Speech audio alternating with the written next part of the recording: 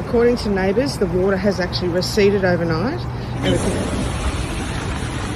Everyone's in the medium street. To that water